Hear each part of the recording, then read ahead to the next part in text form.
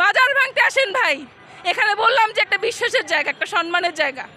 আমি আগেও বলছি একটু আগে যে মানুষ মাজারে মসজিদে কেন যায়, ঘরে বসে তো নামাজ পড়তে পারে ভাই। ওইখানে সবাই দোয়া করার সময় কি বলে হুজুরেরা, আল্লাহ এই হাতের ভিতর যার হাতটা তোমার পছন্দের, খাস করে তার উসিলা দোয়া কবুল করে। আমি রাইট অর রং? তাইলে একজন মাজারেও আসে কিন্তু সেম একজন মুসলিমই আসে ভাই। তো আর যেটা বলছেন অনৈতিক কর্মকাণ্ড, থামেন। আর যেটা হচ্ছে যে অনৈতিক কর্মকাণ্ড বলতেছে, ওইটা আইডেন্টিফাই করে সেটা সরানোর চেষ্টা করেন, সুষ্ঠুভাবে সবকিছু সম্পূর্ণ করার চেষ্টা করেন, এতে সবার সুনাম।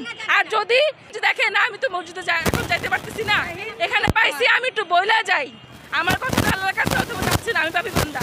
আর উসিলা কে বললো যদি কবুল হয়, অনলি ফর দ্যাট রিজন মানুষ মাজারে আসে। আপনারা প্লিজ মাজার ভাঙার মতো এত বড় অন্যায় করেন না ভাই। দাঁড়ান এক সেকেন্ড, আমি বলি আপনি আপনার এটা কাটবেন না। সুফিজমের মানে পড়েন, সুফিজমের ডেফিনিশন পড়েন। হ্যাঁ, সুফিজমের ডেফিনিশন কি বলে? রুমি একজন পার্সিয়ান একজন মাওলানা, কিন্তু আপনি একজন আল্লাহর কাছে চলে গেছে, তার মাজার আপনি ভাঙতে আসবেন, যে আমাদেরকে ইসলামের আসল মাহাত্ম্য বুঝাইলো, আমাদের কোরআন হাদিস শিখাইলো। এখন নতুন আপনি এসে আপনি তার মাজার ভাঙলে তো আমি মানবো না, বুঝছেন? আমরা কেউ মানবো না। আর আমাকে যদি বলেন, এই যে পাশ থেকে অনেকে বলছি ধর্ম উপদেষ্টা, আমি একজন মেয়ে মানুষ, আমি কোনোদিন এটা আমি জানি, শরীয়ত জানি, আমি রাজনীতির সাথে না পিছনে যুক্ত আর সামনে যুক্ত, কিন্তু আমি ন্যায়ের পক্ষ চাই। হ্যাঁ, কারো কোনো বাংলাদেশে যদি আইন শৃঙ্খলা বাহিনী এর যথেষ্ট পদক্ষেপ না নেয়, তাহলে ভাই বুক পেতে যেমন দাঁড়ায় গেছে ছাত্ররা, আজকে আপনারা বুক পেতে মাজার সবাই প্লিজ হেফাজত করেন। সবার মঙ্গলেতে, আমার একার না। আমার কথা আমি বললে হয়তো চলে যাবো, কারণ আমি কোনো রাজনৈতিক কোনো কিছুর সাথে যুক্ত না, কিন্তু মাজার ভাঙতে দিবেন না। এই যে অনেক সময় দেখা যায় নাচ গান বিভিন্ন জায়গা হচ্ছে, সেগুলো বন্ধ না করে মাজারে কেন আসে?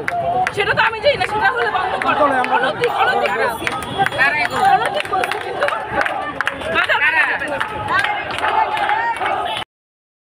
তারা হয়তো জানে না যে অলি পোশাক, যে তাদের ভিতরে যে আধ্যাত্মিক, যে তারা আসলে সঠিকভাবে আল্লাহ রাসূলের তত্ত্বগুলো নিয়ে তারা সঠিকভাবে চলে।